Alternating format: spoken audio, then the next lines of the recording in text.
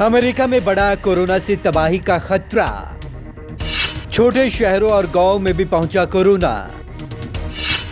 लाखों लोगों की जा सकती है जान। सितंबर तक 22 लाख मौतें संभव। चीन के वुहान से फैले कोरोना वायरस ने अगर किसी देश में सबसे ज्यादा तबाही मचाई है तो वो है दुनिया की सबसे बड़ी महाशक्ति अमेरिका। कोरोना अमेरिका में अब तक 40,000 से ज्यादा लोगों की जान ले चुका है और 7.5 लाख से भी ज्यादा लोगों को संक्रमित कर चुका है। लेकिन अमेरिका पर आई ये कोरोना रूपी आफत अभी और भयावह रूप लेगी।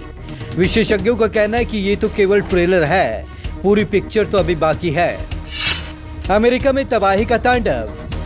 अमेरिका दुनिया की सबसे बड़ी महाशक्ति। अमेरिका दुनिया का सुपर पावर, वो सुपर पावर जो चाहे तो अकेला न जाने कितने देशों को तबाह कर दे। लेकिन आज एक वायरस ने वहां तबाही मचा रखी है। कोरोना वायरस नाम की इस महामारी के आगे अमेरिका बेबस है, लाचार है, खुद को असहाय महसूस कर रहा है। वहां हर रोज हजारों लोग बेमौत मारे जा रहे हैं और भी खराब हो सकती है स्थिति। अमेरिका के लिए चिंता की बात तो यह है कि अभी तो उसने सबसे बुरा दौर देखा ही नहीं है। विशेषज्ञों का कहना है कि आगे स्थिति और भी खराब हो सकती है। दरअसल अमेरिका के बड़े शहरों से फैला यह वायरस अब छोटे इलाकों और गांवों में भी पहुंच गया है। कुछ विशेषज्ञ तो यहां तक कह रहे हैं कि यह स्थिति अगले साल तक बनी रह सकती है। हर दिन हो रही हजारों मौतें। कोरोना वायरस को अमेरिका की सबसे ज्यादा मौतों का जिम्मेदार माना जा रहा है। एक अनुमान के अनुसार 7 अप्रैल के बाद अमेरिका में हर दिन 1800 लोगों की जान कोरोना से जा रही है, जबकि अमेरिका में दिल की बीमारियों से एक दिन में 1774 और कैंसर से 1641 मौत होती है। अगस्त तक 60,000 मौतों का अनुमान। Washington university health matrix evaluation institute ने गर्मियों के मध्य तक 1 लाख से 2,40,000 मौतें होनी थी, लेकिन अब यह आंकड़ा 60,000 है। हालांकि अनुमान 4 अगस्त तक के लिए ही है और अनुमान में कमी की वजह शटडाउन है, लेकिन इसे हमेशा के लिए जारी नहीं रखा जा सकता। अमेरिकी राष्ट्रपति ट्रंप तो लॉकडाउन को 3 चरणों में हटाने का ऐलान ही कर चुके हैं। मार्च में 17 लाख मौतों का था अनुमान।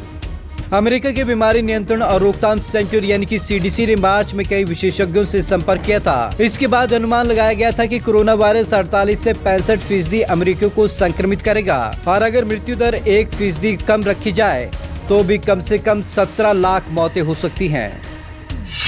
तो सितंबर तक मर सकते हैं 22 लाख लोग। वहीं इंपीरियल कॉलेज लंदन की शोधकर्ताओं के एक मॉडल के अनुसार अमेरिका में मौतों का आंकड़ा इससे भी भयावह हो सकता है।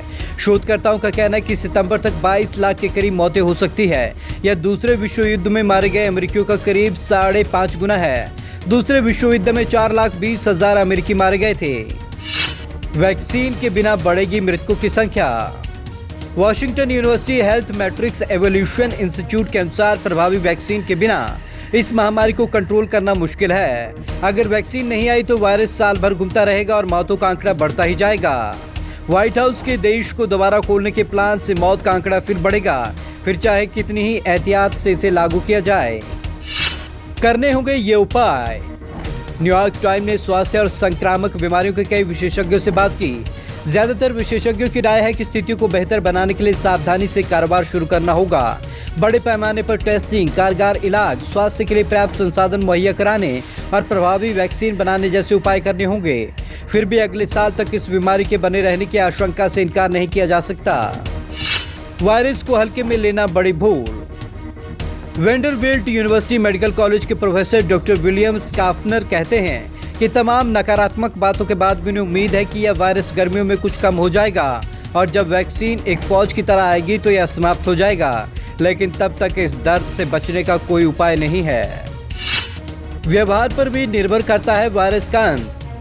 डॉक्टर स्काफनर कहते हैं कि यह वायरस कब खत्म होगा यह मेडिकल के साथ साथ हमारे व्यवहार पर निर्भर करता है।